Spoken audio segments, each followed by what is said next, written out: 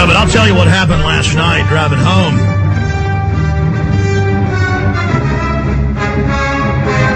I realized that was probably some young, former military person, brain completely fried from PTSD. He's going to have a ruined life, going to have a horrible marriage, horrible children, not going to have any financial future. And I didn't even take pleasure in that. You know, sickos that work for the government and do bad things, in the past I've kind of chortled and said, oh yeah, you think you're the pet puppy. You think you're going to be protected. You think evil's cute. You'll get yours. You know, now it's not even that. I just feel sorry for the person. And it's embarrassing. I mean, it's embarrassing to flaunt authority and flaunt power and abuse it. I mean, I would be embarrassed as a citizen to aggressively run up on somebody's tail just to mess with them. And we know there's idiots out there that do that. You could even be in the slow lane, go on the speed limit, and they do it. They got attitude problems. They feel cocooned psychologically in their cars. And there's been a lot of studies done on this, so they do these wild things they wouldn't do in person. They've also found out with email. People will send really aggressive things in email, and then when confronted in person about it, they apologize and can't believe they did it because they're disconnected from reality.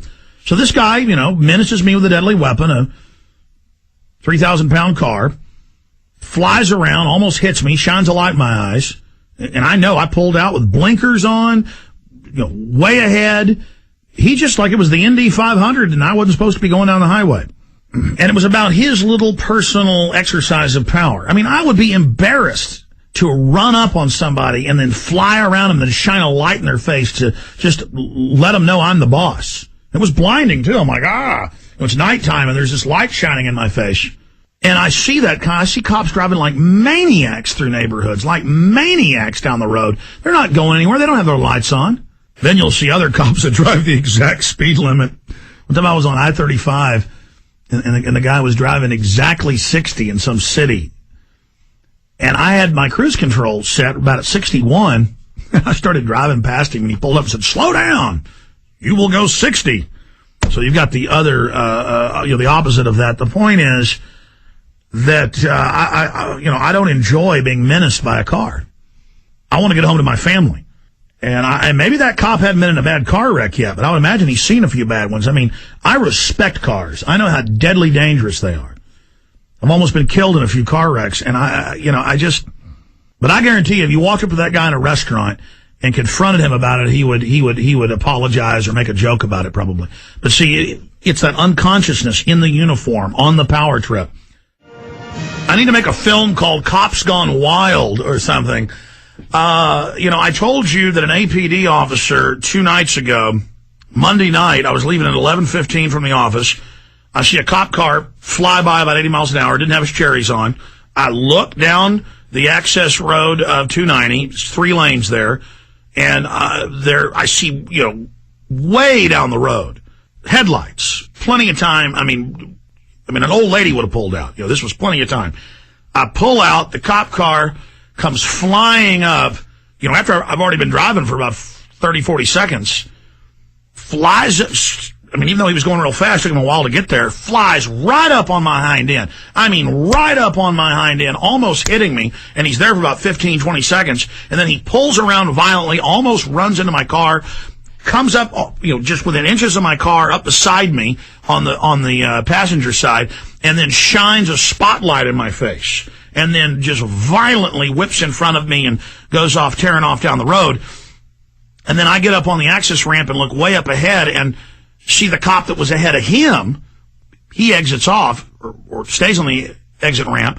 The other one flies off and gets right up on the hind end of another car, and then that car gets out of their way, and then he goes flying down the road. Yesterday afternoon, about 4:30, I get on the 290 to go home, and this time they had their flashers on. It was a big white, looked like Ford Explorer with lights in the grill, just driving about 90 miles an hour, and I saw that there was a guy on a motorcycle. Now it's a half mile ahead of me, and he doesn't see it's a cop car. He's just driving along, just comes right up on the guy's hind end, almost runs him over. So he gets over in the other lane. There were no cars in the middle lane. The cops were literally having a psychopathic power trip, an orgy of power pleasure, and almost ran down the motorcycle. So I'd forgotten about that. Why am I freaking out?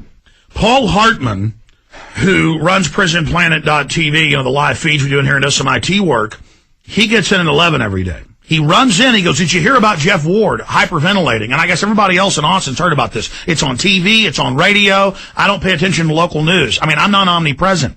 Jeff Ward, who is a pretty mainline, I'd call him conservative libertarian talk show host. He's the number one talk show host here in town on 590 AM. Yesterday, he hung up on somebody or disagreed with him, and it was a cop. And the cop stormed the building with a gun, and it's huge news, having some type of psychopathic break. And now I've got listen, I want Mark Caesar, the program director, on. I want him on. His show just ended. I want him on. And Jeff Ward better come on this show. He's my neighbor. I live near him. He lives in the same neighborhood. I'm going to go over to his house. I want Jeff Ward to come on this show. This is a guy who's gone along, kisses up to the police, kisses up to the system, and now the police, and let me tell you why this is happening. I guarantee you this guy's going to be an Iraq vet. These guys have served 3-4 tours. Their minds. I mean, one tour in World War I would put about half the men in the funny farm. Shell-shocked. They found that you could only send somebody in World War II in Korea to 1 year service, and then most of those men ended up having major medical problems, all sorts of psychological problems. Folks, we got cops that have been 3, 4, 5 tours. I mean, I see articles every day where they're killing their families, killing people, murdering people, running around on shooting sprees, but then it's always kept real quiet. If Santa Claus goes and kills 9 people, it's huge news, and it should be. But when the cop goes and kills 3 or 4 people or whatever, in Garland or in Maryland last week, it's no big deal.